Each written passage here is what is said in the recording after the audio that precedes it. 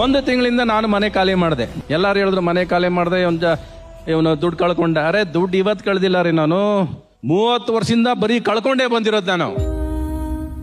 ನಾನು ಕಳ್ಕೊಂಡೇ ನಗ್ತಾ ಬಂದಿರೋದು. ಬಟ್ ಕಳ್ಕೊಂಡಿರೋದೆಲ್ಲ ನಿಮ್ಗೆ ಯಾರಿಗೂ ಅರ್ಥ ಆಗ್ತಿರೋದು ಏನಂದ್ರೆ ಬರೀ ನಿಮಗಳಿಗೋಸ್ಕರ ಅಷ್ಟೇ.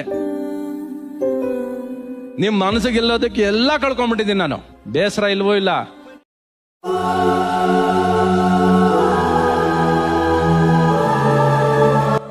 ವೀಕ್ಷಕರೇ, ಬದುಕು ಪಾಠ ಕಲಿಸುತ್ತದೆ. ಬದುಕು ಬದಲಾವಣೆಯತ್ತ ಸಾಗುತ್ತದೆ.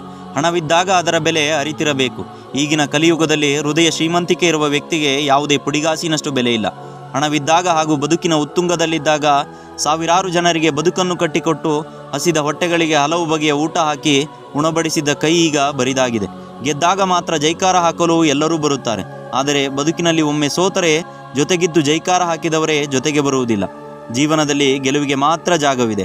ಸೋತಾಗ ಯಾರೂ ಸಹಾಯಕ್ಕೆ ಬರುವುದಿಲ್ಲ. ನಮ್ಮ ಬದುಕಿನಲ್ಲಿ ನಾವೇ ನಾಯಕ. ನಾನು ನನ್ನ ಸೋಲನ್ನು ಒಪ್ಪಿಕೊಳ್ಳುತ್ತೇನೆ, ಆದರೆ ಅವಮಾನವನ್ನು ಸಹಿಸುವುದಿಲ್ಲ. ನಾನು ಎಂದೂ ಸೋತಿರಬಹುದು, ಆದರೆ ಸತ್ತಿಲ್ಲ. ಗೆಲುವನ್ನು ಕಾಣಲು ಹಗಲು ರಾತ್ರಿ ಚಿಂತಾಕ್ರಾಂತನಾಗಿರುತ್ತೇನೆ. ನನ್ನ ಆತ್ಮ ಶುದ್ಧವಾಗಿದೆ, ನನ್ನ ಆತ್ಮಬಲ ಸ್ಥಿರವಾಗಿದೆ. ನಾನು ಎಂದೂ ಅಚಲನಾಗುವುದಿಲ್ಲ. ಒಂದಲ್ಲ ಒಂದು ದಿನ ಇಡೀ ಕರ್ನಾಟಕವೇ ತನ್ನತ್ತ ಪುನಃ ದಿಟ್ಟಿಸಿ ನೋಡುವಂತೆ ಮಾಡೇ ಮಾಡುತ್ತೇನೆ ಎಂದು ತಮ್ಮ ಮನದಾಳದ ನೋವನ್ನು ಕನ್ನಡಿಗರ ಮುಂದೆ ಹೇಳಿಕೊಂಡ ಕನ್ನಡದ ಕನಸುಗಾರ ಹಾಗೂ ಪ್ರೇಮಲೋಕದ ವಾರಸುದಾರ ವಿ ರವಿಚಂದ್ರನ್. ವೀಕ್ಷಕರೇ, ಒಂದು ಕಾಲದಲ್ಲಿ ರವಿಚಂದ್ರನ್ ಎಂಬ ಹೆಸರು ಕೇಳಿದ ಕ್ಷಣ ಜನರು ಸಿನಿಮಾ ಥಿಯೇಟರ್ನತ್ತ ನುಗ್ಗಿ ಬರುವಂತೆ ಮಾಡಿದ್ದ ನಟ ಹಾಗೂ ನಿರ್ಮಾಪಕ ರವಿಚಂದ್ರನ್. ಡಾಕ್ಟರ್ ರಾಜ್ಕುಮಾರ್, ಅಂಬರೀಷ್, ವಿಷ್ಣುವರ್ಧನ್, ಶಂಕರ್ ನಾಗ್ರಂತಹ ಮೇರು ನಟರು ಕನ್ನಡ ಸಿನಿಮಾವನ್ನು ಆಳುತ್ತಿದ್ದ ಸಂದರ್ಭದಲ್ಲಿ ಅಂಥವರ ಮಧ್ಯೆ ಇಡೀ ಕರ್ನಾಟಕವೇ ತನ್ನತ್ತ ದಿಟ್ಟಿಸಿ ನೋಡುವಂತೆ ಮಾಡಿದ್ದ ವ್ಯಕ್ತಿ ರವಿಚಂದ್ರನ್. ಆದರೆ ಈಗ ಕಾಲ ಬದಲಾಗಿದೆ. ಸಿನಿಮಾ ಎಂದೇ ತಮ್ಮ ಸಿನಿಮಾಗಾಗಿಯೇ ತನ್ನ ಇಡೀ ಜೀವನವನ್ನೇ ಮುಡಿಪಾಗಿಟ್ಟು ಸಿನಿಮಾಗಾಗಿಯೇ ತನ್ನ ತಂದೆ ತಾಯಿ ಮಾಡಿಟ್ಟ ಆಸ್ತಿಯನ್ನೆಲ್ಲ ಜನರನ್ನು ರಂಜಿಸಲು ಮಾಡಿದ್ದ ಸಿನಿಮಾ ಸಾಲಕ್ಕಾಗಿಯೇ ಮಾರಾಟ ಮಾಡಿ ದಿವಾಳಿಯ ಅಂಚಿನಲ್ಲಿದ್ದಾರೆ. ಆದರೆ ಅಷ್ಟೊಂದು ಸಾಲದಲ್ಲಿದ್ದರೂ ಸಹ ಸಿನಿಮಾಗಾಗಿ ಕೆಲಸ ಮಾಡಿದ ಕೆಲಸಗಾರರ 1 ರೂ ಹಣವನ್ನು ಸಹ ಉಳಿಸಿಕೊಳ್ಳದೆ ತನ್ನ ಕುಟುಂಬಕ್ಕೆ ಏನೂ ಆಸ್ತಿ ಮಾಡದಿದ್ದರೂ ಸಹ ಬೇರೆಯವರ ಋಣದಲ್ಲಿ ನಾನಿರಬಾರದು ಎಂದು ಬದುಕಿದ 40 ವರ್ಷಗಳು ಸಿನಿಮಾ ರಂಗದಲ್ಲಿಯೇ ಕಾಲ ಕಳೆದ ನಟ ಹಾಗೂ ನಿರ್ಮಾಪಕ ಈ ಕ್ರೇಜಿ ಸ್ಟಾರ್. ಕನ್ನಡ ಇಂಡಸ್ಟ್ರಿಯ ಶೋಮ್ಯಾನ್ ಎಂದೇ ಕರೆಸಿಕೊಳ್ಳುವ ರವಿಚಂದ್ರನ್ ಅಂದಿನ ಕಾಲದಲ್ಲಿಯೇ ಬಹುಕೋಟಿ ವೆಚ್ಚದ ಸಿನಿಮಾ ನಿರ್ಮಾಣ ಮಾಡಿ ಪ್ಯಾನ್ ಇಂಡಿಯಾ ಎಂಬ ಕಾನ್ಸೆಪ್ಟನ್ನು ಜಾರಿಗೆ ತಂದವರು. ರವಿಚಂದ್ರನ್ ಹುಟ್ಟಿದ್ದು 1961ರ ಮೇ 31ರಂದು ತಮಿಳುನಾಡಿನ ತಿರುವನ್ವೇಲಿ ಎಂಬಲ್ಲಿ ಎನ್ ವೀರಸ್ವಾಮಿ ಹಾಗೂ ಪಟ್ಟಮಾಲ್ ಎಂಬ ತಮಿಳು ಭಾಷಿಕ ಕುಟುಂಬದಲ್ಲಿ ಜನಿಸಿದರು.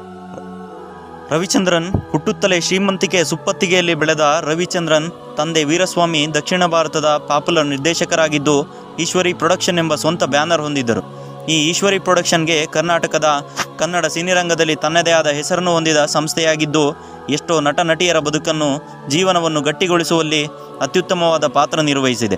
70-80ರ ದಶಕದ ಫೇಮಸ್ ಪ್ರೊಡ್ಯೂಸರ್ ಈ ಎನ್ ವೀರಸ್ವಾಮಿ. ರವಿಚಂದ್ರನ್ರ ಮಾತೃಭಾಷೆ ತಮಿಳಾಗಿದ್ದು ತಮ್ಮ ಬಾಲ್ಯ ಜೀವನವನ್ನು ತಮಿಳುನಾಡಿನಲ್ಲಿಯೇ ಕಳೆದರು. ನಂತರ 1968ರಲ್ಲಿ ತನ್ನ ತಂದೆಯ ನಿರ್ಮಾಣದ ಡಾಕ್ಟರ್ ರಾಜ್ಕುಮಾರ್ ಅಭಿನಯದ ಧೂಮಕೇತು ಎಂಬ ಕನ್ನಡದ ಸಿನಿಮಾದಲ್ಲಿ 7 ವರ್ಷದವರಿದ್ದಾಗಲೇ ಬಾಲ ನಟನಾಗಿ ನಟಿಸಿ ಸೈ ಎನಿಸಿಕೊಂಡರು ರವಿಚಂದ್ರನ್.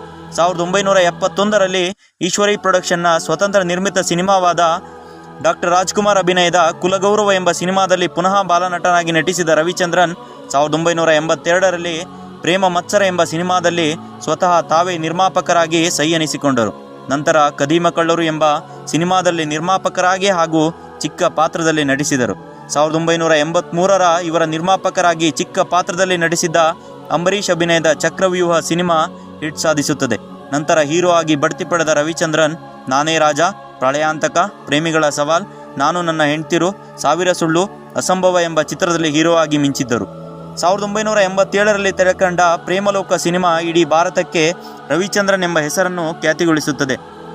ಈ ಚಿತ್ರದ ನಿರ್ಮಾಪಕರಾಗಿದ್ದ ರವಿಚಂದ್ರನ್ ಹಾಗೂ ಹಾಡು ಬರೆದ ನಾದಬ್ರಹ್ಮ ಹಂಸಲೇಖರ ಸಂಗೀತದ ಜೋಡಿ ಪ್ಯಾನ್ ಇಂಡಿಯಾ ಸಿನಿಮಾವಾಗಿ ಹೆಸರು ಮಾಡುತ್ತದೆ. ನಂತರ ಬಂದ ರಣಧೀರ, ಅಂಜದ ಗಂಡು ಸಿನಿಮಾ ಹಿಟ್ ಸಾಧಿಸುತ್ತದೆ. ಆದರೆ ಅವರ ಕೇಡುಗಾಲ ಶುರುವಾಗಿದ್ದೇ 1991ರಲ್ಲಿ. ಅಂದಿನ ಕಾಲದಲ್ಲಿಯೇ ಬಹುಕೋಟಿ ವೆಚ್ಚ ಖರ್ಚು ಮಾಡಿ ನಿರ್ಮಾಣ ಮಾಡಿದ್ದ ಶಾಂತಿ ಕ್ರಾಂತಿ ಎಂಬ ಸಿನಿಮಾದ ಸೋಲು ಇವರನ್ನು ಸಾಲದ ಸುಳಿಗೆ ಸಿಲುಕುವಂತೆ ಮಾಡಿತ್ತು. ಈ ಶಾಂತಿ ಕ್ರಾಂತಿ ಸಿನಿಮಾಗೆ ಮಾಡಿದ್ದ ಸಾಲ ತೀರಿಸಲು 15 ವರ್ಷಗಳ ಕಾಲ ತೆಗೆದುಕೊಂಡಿದ್ದಾರಂತೆ.